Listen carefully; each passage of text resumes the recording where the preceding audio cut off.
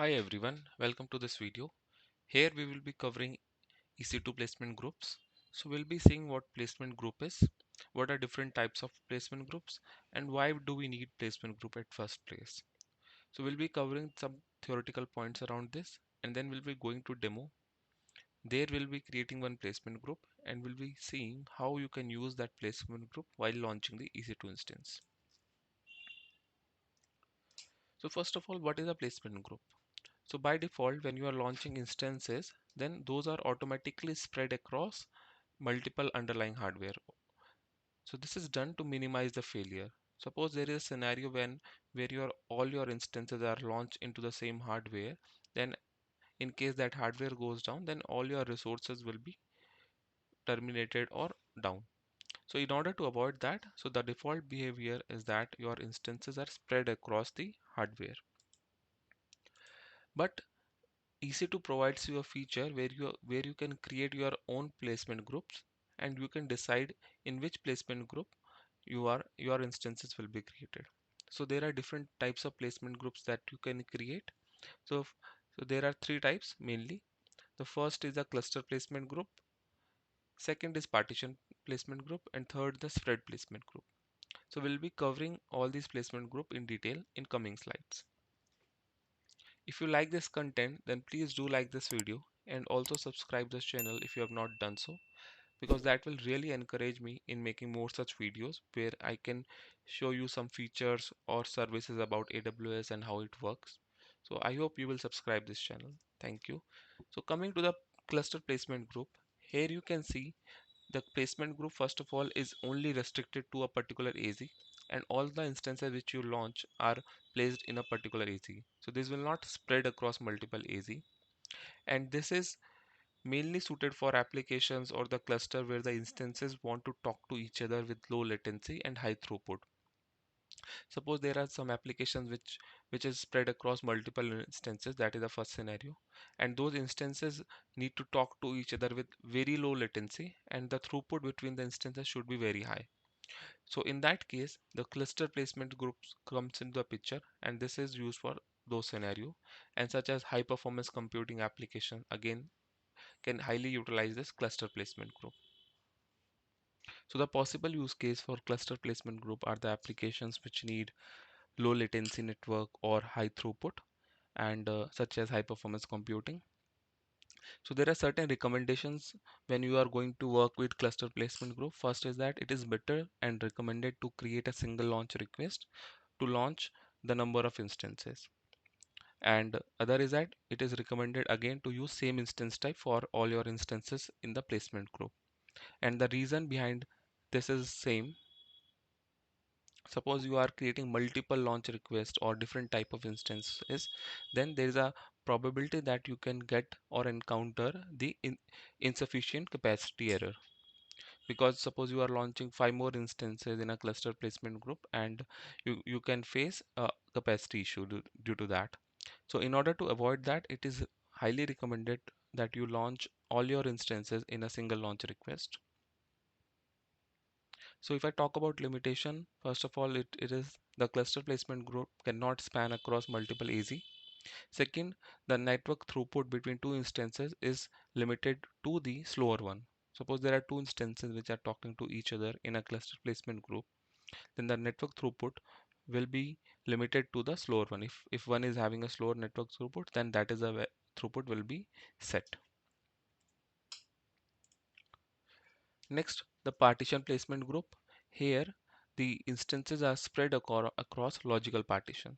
So if you can see here, this is a single AZ design, but as compared to cluster placement group, partition placement group can spread across multiple AZs as well. So here we have created multiple partition, and you can launch instances in a particular partition. So you can decide in which partition you want to launch your instances. And the important thing about each partition is that they do not share the underlying hardware. So that means each partition is having its own hardware, own rack, own network and power source as well. So that means if one of the partition goes down, so the other partitions are not impacted because these are running on its own hardware. So this provides very very good resiliency in case you have instances spread across multiple partition, and if one partition goes down, then other instances will keep on running. And this also provides us from the hardware failure. So the use case for partition placement group is that where the applications are very large distributed, such as SDFS, and these can spread across different racks. So some important point around partition placement group is that, so by default, it tries to distribute instances evenly across the number of partitions. So you have created, let's say, 5 partition, then all the instances will be evenly spread across the partition. But AWS gives you an option to launch instance in particular partition as well. Suppose you want to create instances in, let's say, partition 2. So you can select which partition you want to create and your instance will be launched in that. So you can have partitions in multiple AZs in the same region, and AZ can have maximum of 7 partitions because each partition is running on underlying unique or separate hardware. So that's why it limits us to 7 partitions per AZ. So this is the limitation as well. And another limitation is that if you are working with dedicated instance, then you can have a maximum of 2 partitions only. And with capacity reservation, so basically capacity reservation is one of the purchase option that AWS offers. And I have already created one video where I've covered all the purchase options. So I'll add a link for that. So with capacity reservation, you do not reserve capacity in a partition placement group, because when you are reserving the capacity, you are not actually launching the instances. So instances are added to partition placement group once you have created or launched them. So that means with capacity reservation, you are not reserving the capacity in the partition placement group. So the next is spread placement group. Here a group of instances are placed on distinct hardware. Suppose you have created a spread placement group and you are launching multiple instances. In that case, each instance will run on distinct hardware. This spread placement group can spread across multiple AZ. Here you can see we have shown only one AZ, but here we have 7 instances running and all the instances will run on unique or distinct hardware. Here you can create different instance type and you can launch instances over time as well. And this is very well suited for the applications or the critical applications where we want the application should be kept separate from each other. Suppose you have an application where some critical workload is running and you want those instances to be separate from each other, and you want to make sure that if some instances goes down, then others should be kept as backup. So in that case, you can opt for spread placement group because each is running on a distinct hardware. So the use case I've already covered, and there are two types of spread placement group. One is a rack spread and other is host level. So we'll be covering rack spread here, and the host level is only for outpost. So in the rack spread, you can have a maximum of 7 running instances per AZ. So that means in spread placement group, you can create 7 running instances per AZ. So that means 7 distinct hardware. Suppose there is a region with 3 AZ, then you can run a maximum of 21 instances in that group, because as I said, all the 21 instances will be running across unique hardware. So there are certain limitations for a spread placement group. So spread placement group are not supported for dedicated instance. And another is that you can have 7 instances only on 7 different tracks on in a particular AZ. So this is the second limitation. So now let's go to the AWS console and we'll create some placement groups and we'll see how these can be used.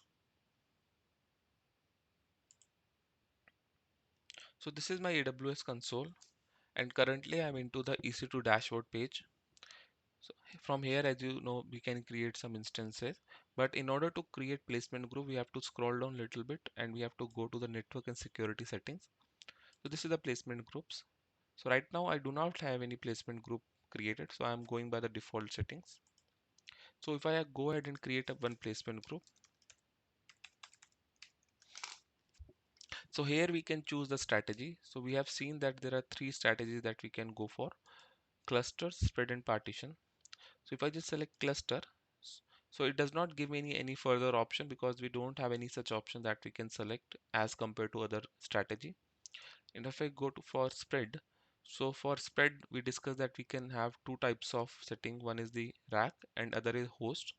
So host is only for outpost, but rack we can select. And finally for partition, we can create up to seven partition.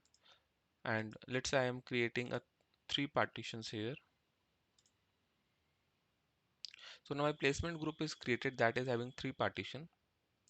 Now I'll show you how we can use this setting while launching the instances.